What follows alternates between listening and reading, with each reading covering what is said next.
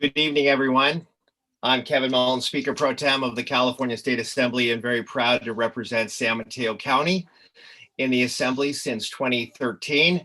Welcome to the first installment of Conversations with Kevin, which is some programming that I hope will become a regular virtual series here on Facebook and YouTube, where I have an opportunity to bring my constituents informative speakers and timely topics.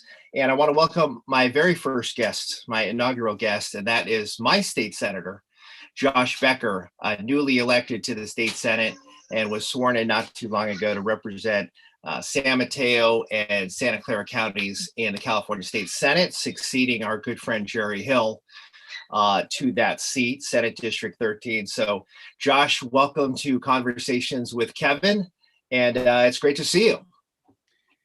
Well, thank you. It's great to be here, especially as your inaugural guest. I'm really honored and delighted to be here with you and all of our viewers here today. Well, thank you, Josh, for joining me. And I'm very excited to be your assembly partner in the legislature. Even though you and I haven't known each other that long, I'm feeling good about our partnership and serving this area and working together on our region's pressing needs. And there are many pressing needs, to say the least. But a little bit of quick housekeeping. Tonight's event is going to be sort of fluid. While I'll be interviewing Josh, and I expect he may even toss a few questions my way, our staff will also be monitoring the comment section on Facebook and YouTube and transmitting questions as well. And we'll do our very best to answer as many of them as we can. And if we don't get to all of them, you can always contact our offices, and we'll certainly be happy to follow up with that. And frankly, I'm glad that we have power. I'm in the Westboro section of South San Francisco. We've had some issues with continuity of power in this section of our city with all the rainfall, that big storm that rolled through last night. But we have power, and we are broadcasting. So, Josh, let me mention to folks that while you're a newcomer to the legislature, you do have quite a bit of policy experience through your time serving on the California Workforce Development Board, where you and I served together on that board, and as well as the Child Care Partnership Council here in San Mateo County and in the nonprofit world. So to give our viewers a little bit of background, what motivated you to first run for office? And you had run for the Assembly before, and then were successful this time running for the state Senate. But what drove you to put your name on a ballot? Well, thanks, Kevin. I when I see a problem, I'm obsessed with finding a solution, which is a trait that my wife generally enjoys, and my kids not so much. Raising two teenagers. So I usually say that I appreciate any thoughts, advice, or prayers on that matter. And I'm sure you can probably relate to that now with your two twins, as cute as they are. But really, it's true. And I've been working, as you say, for 20 years. I founded a group called Full Circle Fund, which I'm sure we'll chat about, and looking at innovative ideas and a lot of issues that I cared about. And eventually people said, well, you have all these innovative ideas. You should try to run and implement some of them. And so eventually I got the courage up to do so. And as you say, I was very fortunate to be chosen by the voters this time. So what is your very new impression here of the way Sacramento works? We're in light of this very unusual time. We're in the middle of a pandemic. We've got a recession on our hands. We've got a national political crisis. This really is a very, very different time than when I first assumed office and began service in the legislature. But what are some of your initial impressions of the way things work up there? This is more of a curiosity for me, for somebody stepping into this role in this really unique time we find ourselves. Yeah, I'd love to hear your more thoughts about, compared where it is now compared to when you started. But I was on a Senate caucus call the other day, and we had to clarify whether something was pre-insurrection or post-insurrection. That just shows you the kind of times that we are living in. But as you say, with the pandemic, just with the effect that it has on how we conduct business, as well as the urgent needs in this state, and more recently the vaccines and how that is getting distributed or not getting distributed. There's just so much to do. So I think I'm drinking from the proverbial fire hose and trying to figure out where the bathrooms are, as they say, while digging in on these incredibly important substantive issues. So it's been really interesting. It's it's like a startup. You got to hire staff very quickly, get up to speed. You win in November, you can introduce bills December 7th, and we did introduce 2 bills that I'm sure we'll probably mention later. But it's been really that just proverbial, fire hose of information, and been really enjoying being able to just dive in. So you've got a pretty, I would say, non-traditional background for somebody serving in the legislature. You spent some time in Guatemala and El Salvador. I'm curious how those experiences shaped who you are, and tell our viewers a little bit about what that was about, and how it informs how you approach your job now. Yeah, thanks for mentioning that. In fact, I was just corresponding with someone today from that time. When you're in that kind of situation, and this was the early '90s, civil war still going on in Guatemala, just peace treaty just newly signed in El Salvador. It heightened a few things. One is the impact that our government, our U.S. government policy has internally, but as well as externally, the impact that we have on the world, and the realization that governments can work for the good, and governments can work for the evil. And it really takes all of us being engaged to make sure that it works for the good. And sort of as simple as that, when I came back, I decided I had to get more involved. And that's when I started working in campaigns and ultimately worked on Capitol Hill. And it was just sort of that simple notion. It's just that just really came through to me super quickly. If I can mention post-insurrection, and I have conversations with a number of folks around civics, and it's just incredible the passion that it came forth when people said, yes, we need more civics in our schools. That's something you quite expected that degree of passion about. But I think really we now all understand how important our government is, how fragile our government is, and how we all need to be engaged in making it function. Yeah, absolutely. That was a reminder that democracy is not a spectator sport. And just an incredible day witnessing that insurrection that you referred to. I was texting Jackie Spear, and just one of those kinds of days where you sort of can't believe your eyes what you're seeing on CNN. But you have worked in that building on Capitol Hill. Tell viewers a little bit about your Capitol Hill experience. And there's a Jake Tapper, since I mentioned CNN, there's a Jake Tapper connection to your history. Share that with us. Yeah, well, some people may know Jake Tapper. He's the CNN political reporter, so it's fun to watch him. But I succeeded him as press secretary for a congresswoman named Marjorie Margolis Mezvinsky, and some people may not recognize that name, but a lot of political junkies. Oh, here comes my dog.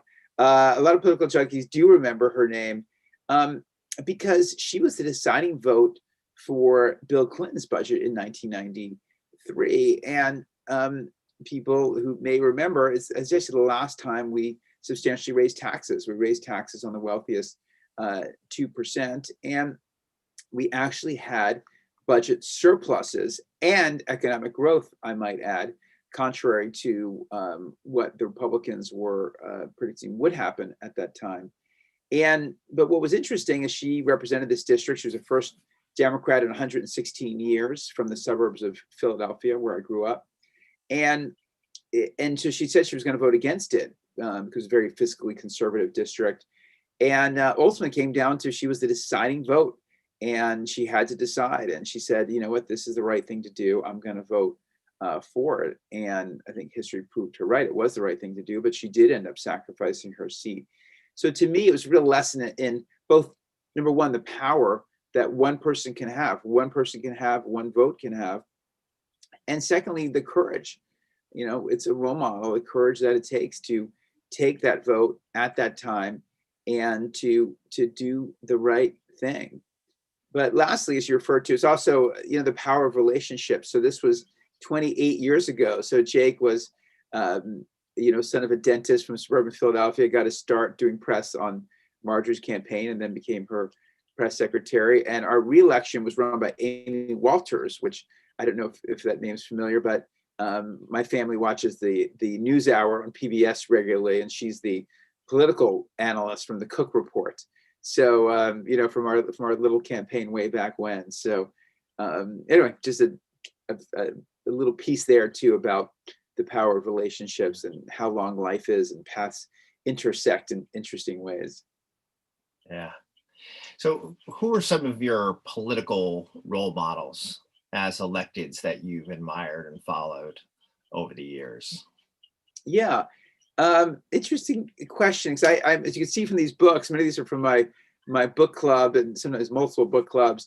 So I read a lot of biographies, and so I'm always very interested in many figures. But I would say one is our new vice president, Kamala Harris, and I got to know her and first as DA and then Attorney General. And in fact, I think I have her Smart on Crime book here, which she used to joke that you could find on Amazon very, very affordably. But the real sense that you work hard and you're fighting the fights, but you don't have to lose your humanity. That's what I always took from her. I mean, and as she referred to her joyful spirit, and that's something I always experienced. Closer to home, it's the folks who just work every day. I mean, that's what's amazing in this area. The folks, especially in the nonprofit community that you interact with, that I interact with, who are just working every day to make the communities better. I think of my friend Larry Moody, who was on the council for a long time in East Palo Alto, now with Job Train, and with really innovative job training program, and the work that they're doing to get people to work, and especially people coming out of the criminal justice system, and get them reintegrated to society. The one I'll mention is Cesar Chavez. I reading a biography off and on in the middle of like 3 biographies. So, but Cesar Chavez is one of them, and just his commitment. The fasting that he did, 25-day fast, later another 40, and he would do these fasts to sort of energize him and sort of in a way fortify him for the struggle, and just really incredible. Well, an incredible history, and I was heartened to see that our new president, Joseph Robinette Biden Jr., has a bust of Cesar Chavez behind the Resolute desk, right? Yeah, in the Oval Office. Certainly a nod to that great leader's time here in California. And I wanted to talk about Full Circle, which is really, it looks like you cut your teeth in an entrepreneurial and philanthropic way with Full Circle, and built, I would say, something of a potent political network through your work with Full Circle. So Full Circle is a community leadership and policy innovation organization that you founded, you created. So tell us a little bit about the organizations that Full Circle supports, and how you've been able to sort of nurture relationships through that work in the philanthropic sphere. Well, yeah, I appreciate bringing that up. It reminds me of another political hero, Churchill. I have a lot of blood, sweat, and tears into Full Circle over the 20 years, but it really started very simply, just a bunch of us getting together and realizing, hey, you're interested in this area, you want to do more in the community, but we're all busy. At that time, we're all, many of us in the private sector and kind of building our careers, but we cared about education, we cared about affordable housing. And we ultimately said, hey, well, if we pool together our time and our resources and our social networks, that we can have a bigger impact. And that was really the kind of core concept behind it, just that together we can do more. And eventually picked a few issue areas, and many ones I'm still interested in today: education, affordable housing, which we broadened then to economic opportunity, environment, and then later added health. And said, great, let's, we're not experts, but let's we're going to focus in this area. We're going to develop a theory of change. And get to know, go ask around who in the community is doing really innovative work, and then support them with time and money. And I think that, as you said, I'm really proud of some of the organizations we've funded, and I could talk about a few, like Grid Alternatives, which is now the largest nonprofit solar installer in the country, really a triple win, putting solar in low income communities like East Palo Alto, reducing energy bills, as well as, of course, reducing GHG emissions. New teacher center, 40% of new teachers were leaving after the first 2 years, and so a new kind of teacher mentoring program that became very successful. Or Serum, that was working in this notion of, you have all these medicines that go to waste at hospitals and other places. Meanwhile, there's community clinics and people who need them.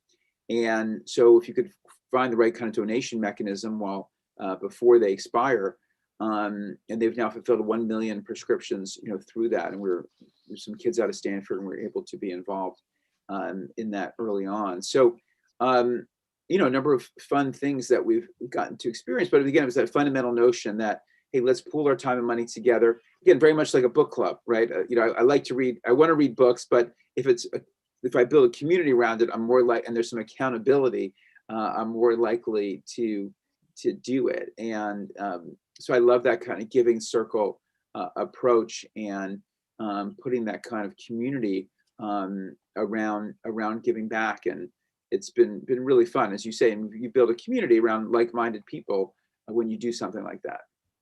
Yeah, it's why I stay away from book clubs. I hate assignments, and I fall asleep at night before I can really read much of anything.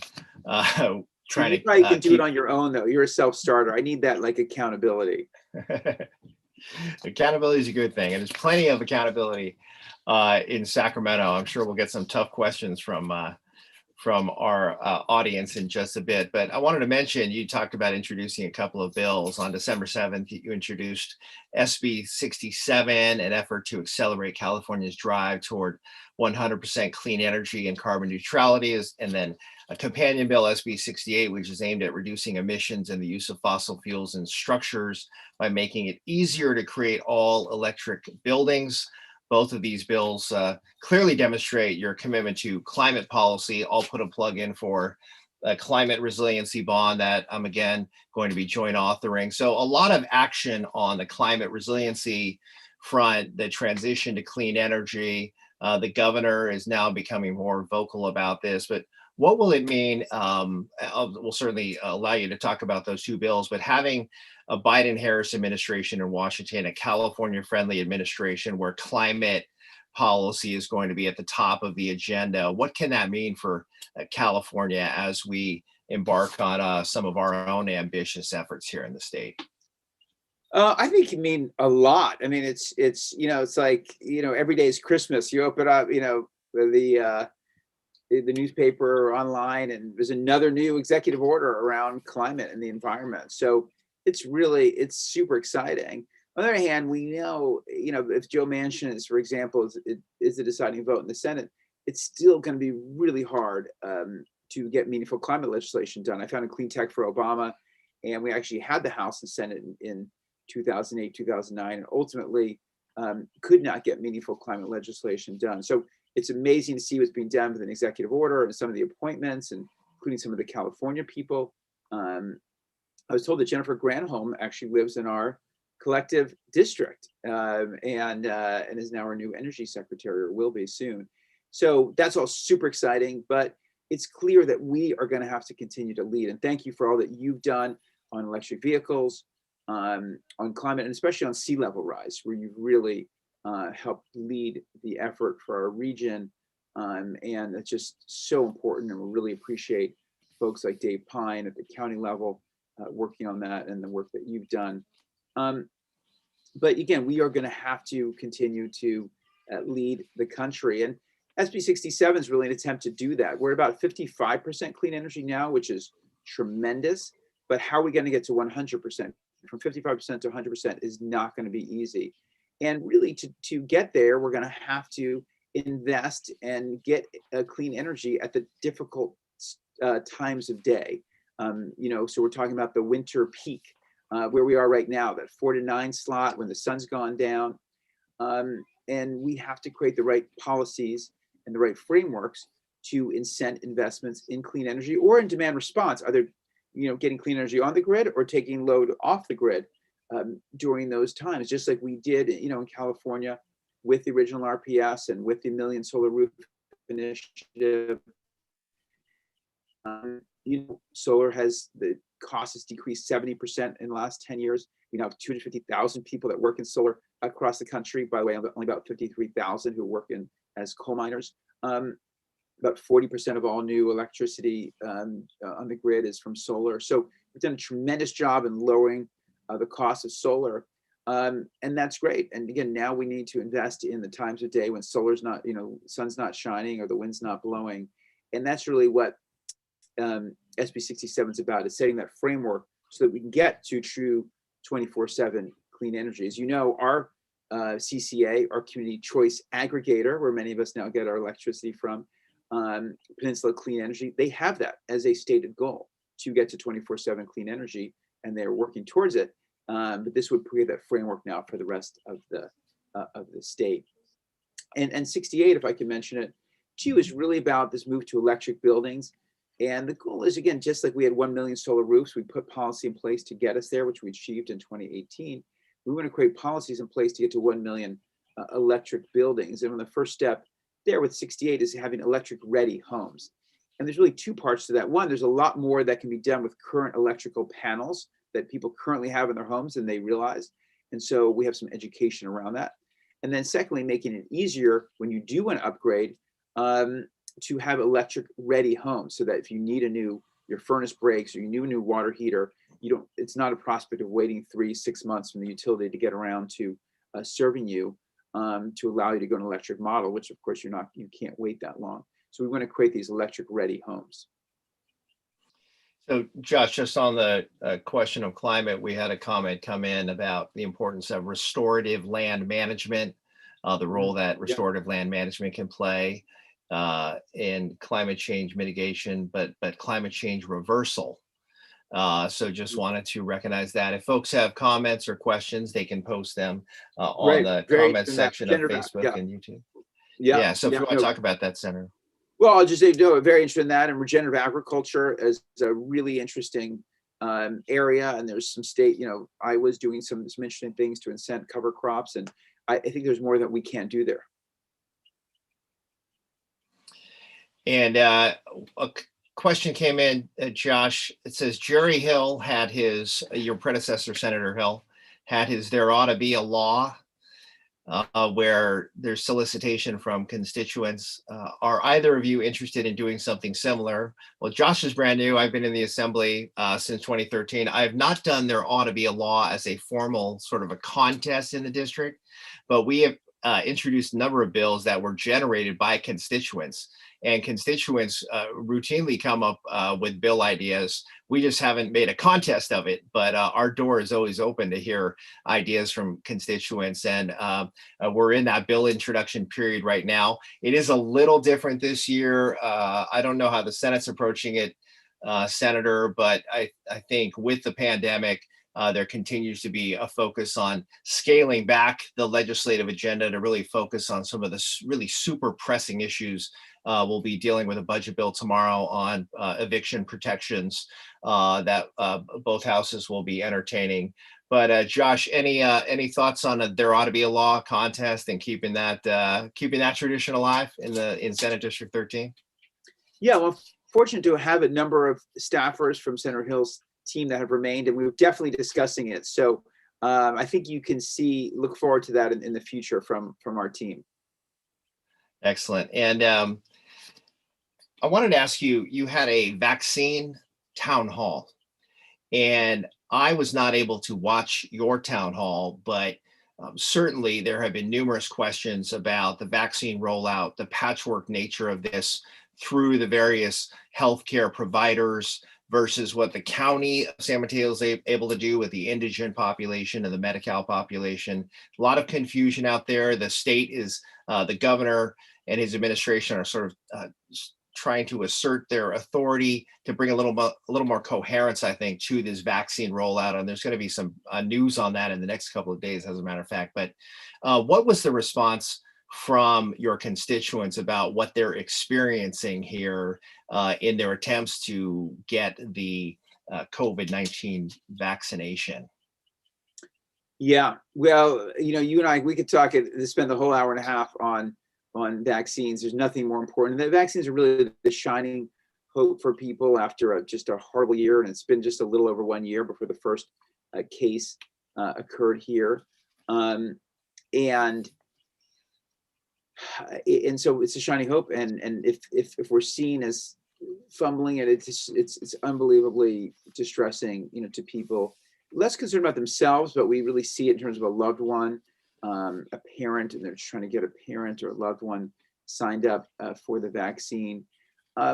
Yeah, some coherence, as you say, would be great. I think there's a decision made that may not have been the best one to say Great County is only going to get a small portion, and it's really going to go to these multi-county health plans. In our case, we've got Kaiser, we've got Sutter Health, we've got Seton, we've got Stanford, and then they each have to spin up their own programs, their own mass vaccination sites. They have to deal with liability, which the governor just addressed today with an executive order around liability for who can vaccinate.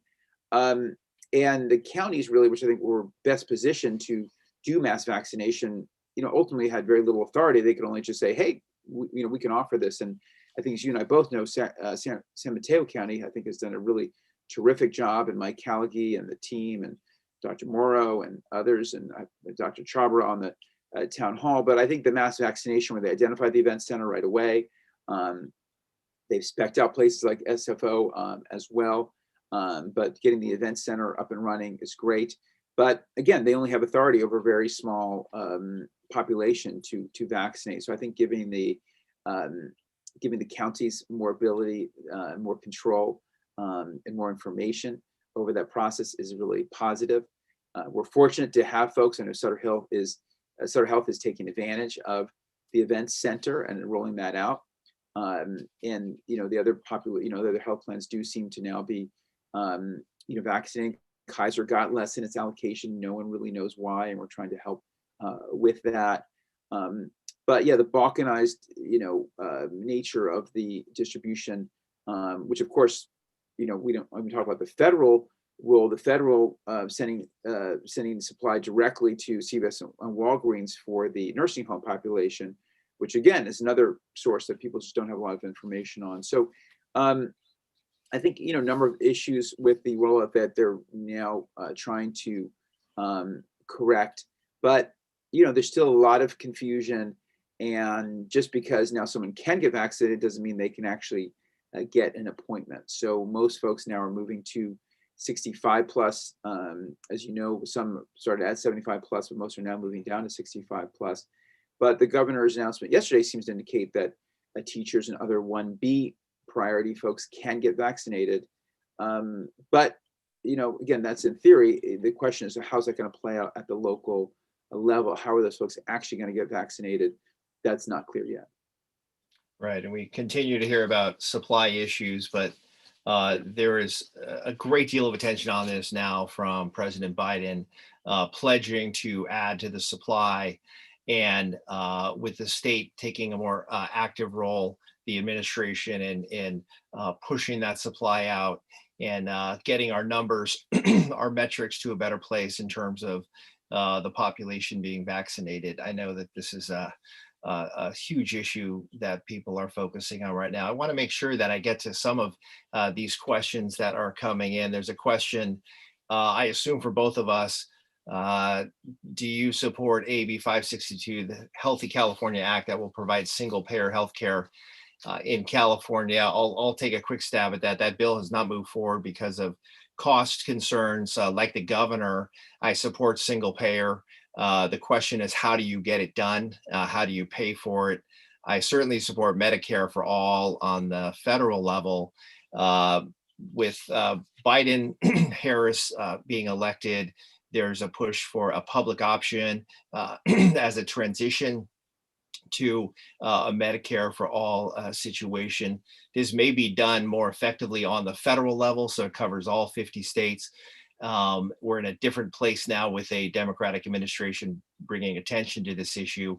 We always have a caveat when there's a question at this stage of the game on do you support something or not. If it's not a bill that we've authored, the bills may change before we actually get a chance to vote on them. I suspect, though, if I were to see that on the floor, that I would support that. But for that to happen, there's going to have to be quite a bit of work on how that would actually work in California in relation to how a public option would work on the federal level as a transition to Medicare for all. But certainly support it. The question is, how do we actually get to that place where there's universal healthcare access for everyone in the country? So Josh, just some of your thoughts on single payer and how this might play out sort of California versus the national conversation. Yeah, I think your point is a good one. I hope we'll see action at the federal level on this. I think one thing that has become apparent, and we did talk about it on my town hall and when I talked to county health officials, we've seen countries that do have a robust public infrastructure, in many cases do have a nationalized health plan, have done better in terms of rolling out the vaccine. They have robust information about the public, and that has been pointed out. Some of them in Colorado, I was talking to him over the weekend, he may take another run at this, recognizing that that data that I talked about, that that nations that do have that robust public health system have been able to fare better during the pandemic. So I agree with you. We'll have to see what it looks like, but I think there could be a little more impetus for this now, given what's happened over the last year. I would concur with that. I mean, the political animal in me thought, with so much confusion through the sort of public-private nature of our healthcare system, that it's sort of shining a light. This vaccination issue is shining a light on some of the issues we have. It would be a lot simpler if we had a Medicare for all kind of a situation in terms of pushing that vaccine out. So yeah, it is interesting if that will gain more traction at the state level, but I think there'll be some reaction to what is proposed on the federal level. So we shall see. And then a question has come in, Josh, around SB 9 and SB 10. And the position that cities should have local control in determining appropriate levels of growth and development. So the push-pull on the state asserting its authority over land use decisions versus preserving local control and finding a balance there. So your colleague, Senator Wiener, our colleague from my colleague from Northern San Mateo County, and your colleague in the upper house will continue to advocate for these issues. So it's a tricky issue with locals wanting to preserve their local control and their autonomy. We've got regional housing needs allocation numbers coming out from the regional governments, pushing locals to build more affordable housing to address the jobs housing imbalance, and then the state wanting to enact a set of policies to get us closer to the governor's 3 million new homes goal, and we're nowhere near staying on pace for meeting those goals. So where do you think this conversation will move? The bills will start in your house. We'll see what they look like when they come over to my house. But clearly, it was a swing and a miss last year on really major housing legislation to deal with the affordability crisis, where we are quite literally the epicenter when it comes to the affordability crisis here in San Mateo and Santa Clara County. So your thoughts on those bills and where this conversation goes?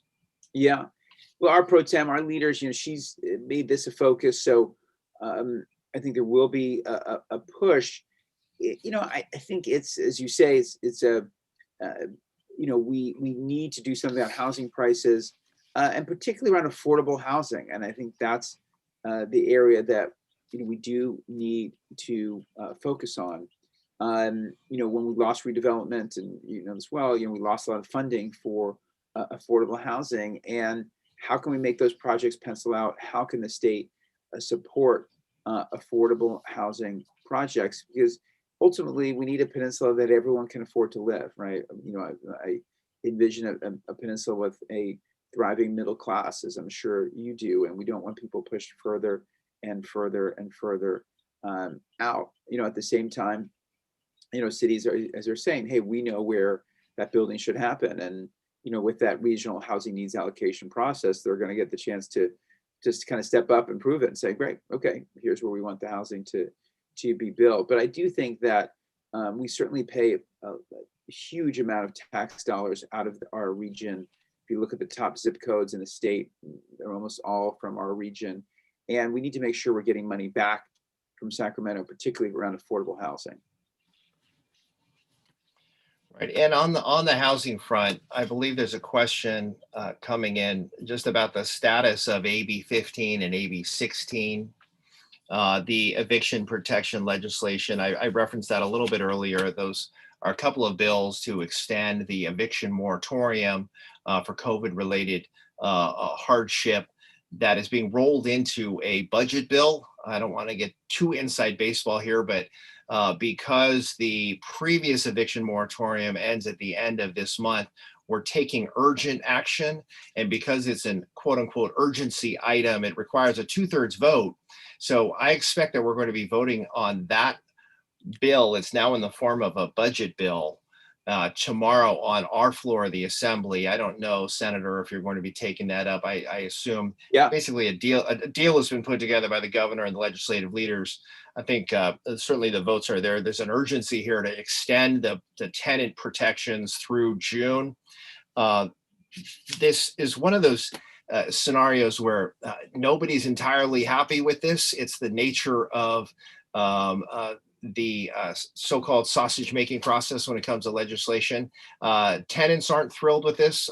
Small landlords in particular aren't thrilled with this, but I think there's an urgency that we feel to do something to make sure people are not losing the roof over their head in this incredibly difficult economic time. So I expect there'll be passage there on both of those. And anything you are hearing on that front, Josh, other than an expectation that will extend the current moratorium and then look at, what are some ways to relieve the financial burden that tenants have had if they're continuing to accrue debt by not paying their rent. And then what does that do to, say, the small landlords who really are dependent on the rent to, say, pay the mortgage on the property? So lots of interest here, and this is definitely not a perfect solution, but we definitely feel an urgency to do something. Yeah, absolutely right. And I do feel the compromise has been reached is a positive one for tenants and for landlords. And as you said, it's been very hard to strike that balance. A lot of work has gone in, a lot of discussion, but ultimately, big, bold action was needed. And I think this is it. I mean, people have said to me, well, it's only, landlords have to opt in. But for landlords, your choice is, great, I can get 80% of what I'm owed. If I opt in. If I don't, I have a high likelihood of getting nothing, or I can, go to court and try to get 100%. But that's obviously a lot of risk and expense. So I think we will see landlords opting in. And, I really, applaud the compromise that's been reached. And I want to make sure I mention that there's a question about dealing with trash on sidewalks, trash on streets, and roadways. Largely a local issue, but I know that there have been concerns that I've heard separately about the condition of the underpasses on our highways. That is the domain of Caltrans. There are encampments of the unhoused and so forth. Lots of issues on that front, but much of those issues are related to local government. But for what it's worth, when the storm came through last night, there's quite literally trash and debris in many cities on many roadways across the region. But just in terms of an ongoing issue, what can we do about working with Caltrans to deal with some of the situations that we see in some of the underpasses and so forth. It points to really a failure of policy around the unhoused in our state and how we address that. So let me ask you a broader question, what you're hearing in your house on the housing push and how we deal with the unhoused population that has been really devastated by this pandemic, low income workers who have, basically dropped into the homelessness population. What will there be a focus on that when the Senate is putting together its housing legislation, the homelessness piece of that package? Yeah, well, appreciate it. Well, I think there are two separate points. I mean, one, so my wife has remarked very much on too, just the trash on the roadways and and I don't know the origin of that. I'm not sure why that's happening, but I appreciate whoever brought that up. And I do think it's something I will reflect back with my team. And to your point, to the extent that that is Caltrans and should be dealt with, we should work on that because it's something that gets remarked on a lot in my household. Regarding the homeless, as the governor started last year, this was going to be the big focus, and that obviously got derailed by the pandemic. There have been some positive signs.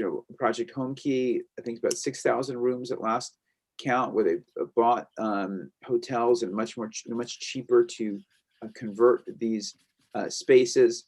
You'll appreciate, I had a call earlier with Daryl Steinberg, and I guess there's some major action going on in Sacramento, and he was pushing back on a lot of people who are pushing back on the kind of warming stations and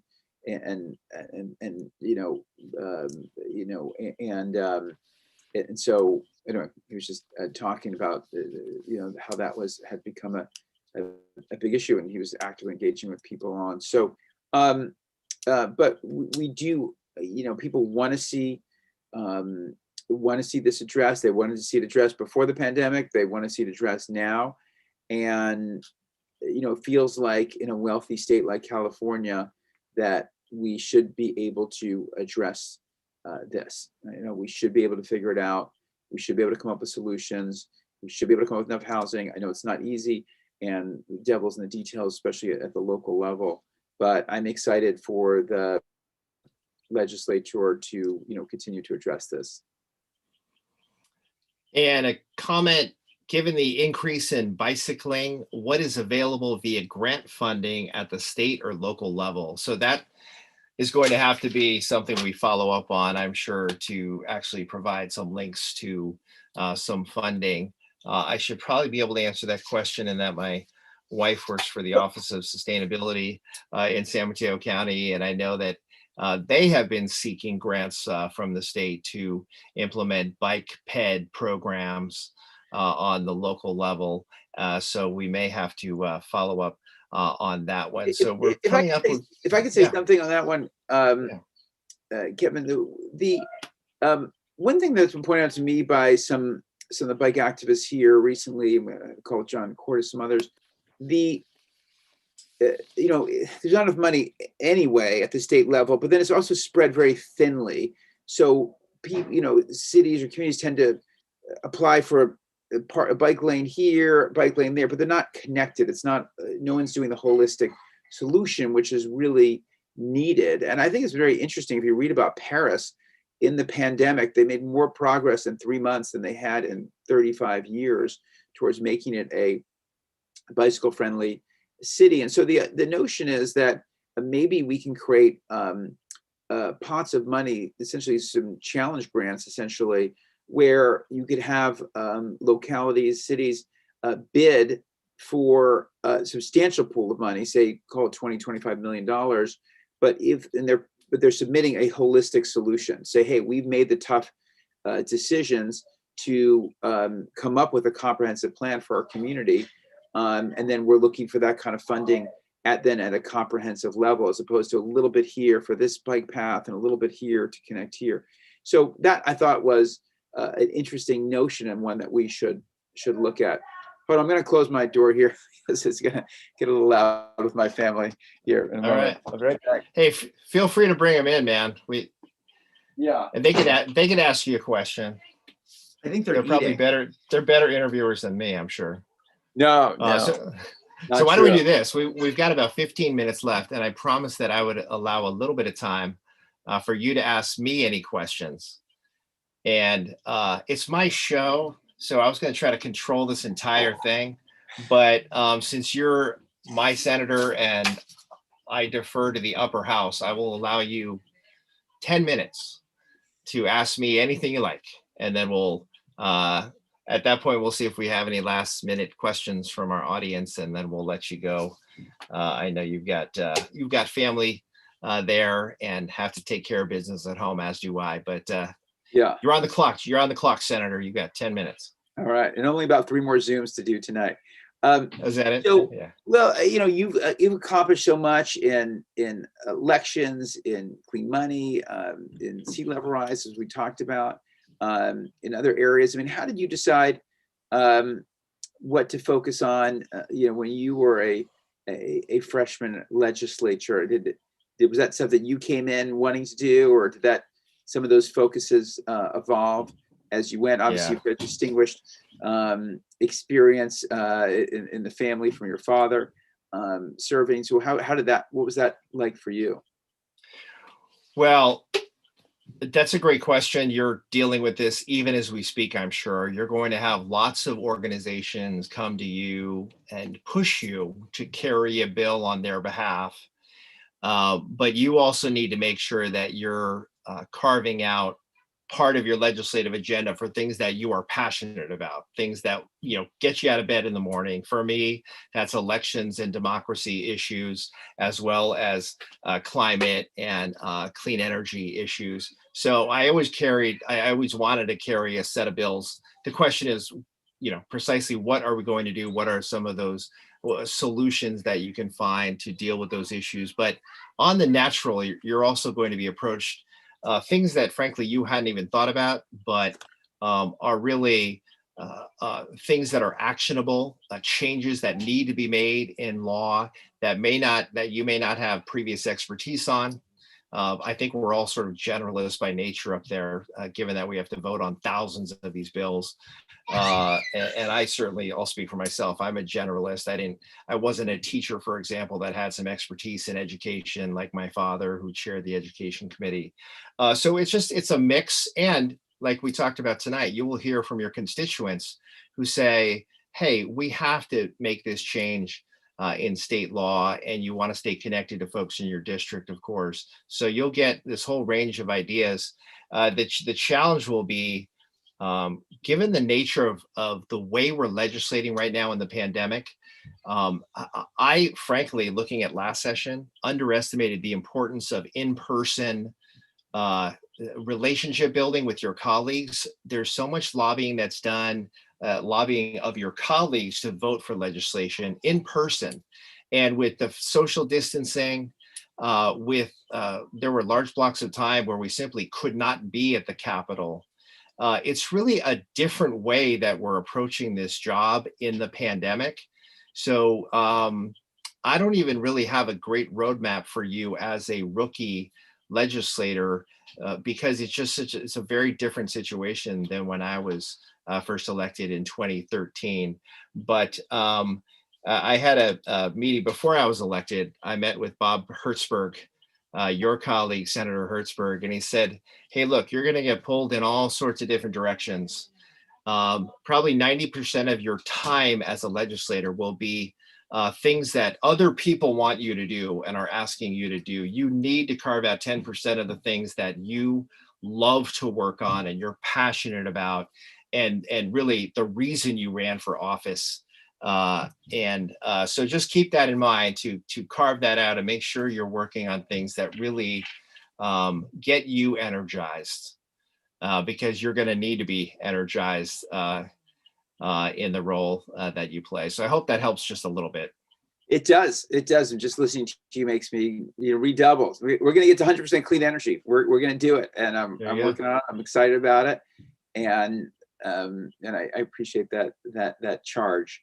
Um, uh, you know, you recently, in the middle of your term, had kids, and I might have mentioned that probably the cutest kids in politics. And how has that changed your approach to legislating? Well, first of all, thank you. Thank you for that. I'm 50 years old. I candidly, if I had to do it all over again, I would have had these kids 10 years ago because they do run me ragged. But it has, I think, grounded me sort of in the whole range of issues affecting families. Like I was always a child care advocate. Yeah. I worked for the Child Care Coordinating Council. I did a project for them, but I was always sort of viewing it from a policy perspective. It's good for economic development to have childcare properly funded and those kinds of things. Being a parent really has woken me up to, first of all, the respect that I have for Mhm. early childhood educators that deal with these children, or stay-at-home parents who deal with their children all day. It is absolutely exhausting. I thought I had a tiring job until you're with those twin toddlers all day long. Uh, it's like a renewed respect for the people that are in the caregiving profession, let alone parents of all stripes dealing with young kids. But from a policy perspective, just the importance of supports for childcare.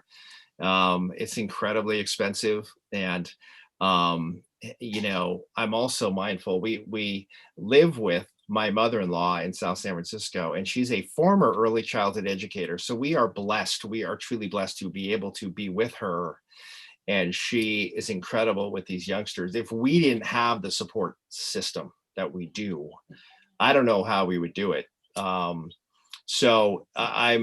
think I have a heightened sensitivity of how working parents or single parents are dealing with this, especially with all the economic stresses around a pandemic. And it really, I think, has been an eye opener for me just to just be mindful of the real challenges that people have. I mean, we're all struggling, but this pandemic has really hit folks, low income, middle income, low income, working parents, especially hard, and communities of color, of course, who are dealing with this. I think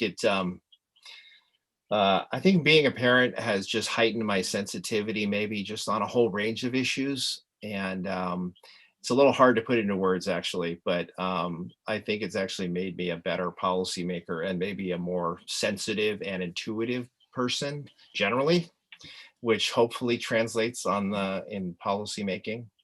I would hope. Nice. Nice. Well, yeah, I do appreciate your work in early childhood, and as mentioned, my service on the Child Care Partnerships Council. And so I look forward to working with you on critical issue. We got to, there was an incredible jobs report in December where I think women lost 178,000 jobs, men gained 18,000 jobs. There was like a net loss of 160,000 jobs in the country that were essentially all from women. And it was just extraordinary. I've never seen anything like it. And we know that the absence of childcare and the effects of the pandemic are causing that. So Yeah. I appreciate it a lot. If I have time for a last one, and you and I've spoken a little bit about structural reform. There's big picture things in California that we need to change that are not going to be easy to do so. Or do you see any momentum towards any structural reform here in the next few years? Well, great question. Josh is referring to a sort of exchange he and I had about the need for tax reform in California.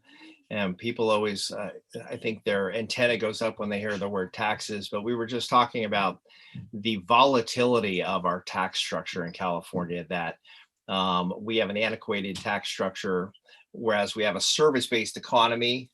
We really have an antiquated approach to taxes. And look no further than the fact that we have a windfall right now, which is, manna from heaven in terms of balancing our budget this year. And that's because we're really, really dependent on high income earners and capital gains tax. And those revenue streams stayed strong, thankfully. because we're able to balance our budget and we have a surplus. But we also, if you look at the charts in the out years, we have projected deficits. We have unfunded liabilities, pension, retirement liabilities for state workers. So a whole host of fiscal challenges going forward. But I think we need to modernize our tax structure. In fact, the governor, I had a one-on-one conversation with him. He wanted to do something on this issue, and then the pandemic hit. The aforementioned Senator Hertzberg has been working on this issue as well. So you hope that perhaps, and we referenced this a little bit on the single payer issue, this pandemic has shown a light on all of the inequities, inequalities in our society. It's shining a light on the patchwork nature of healthcare. I think it's shining a light on just the volatility of our budget situation, when you can go from a projected $54 billion deficit to a 20 plus $billion surplus. Again, good news, but indicative of a need to do something to make our budgeting and taxation more sustainable, more reliable, so we can do proper planning.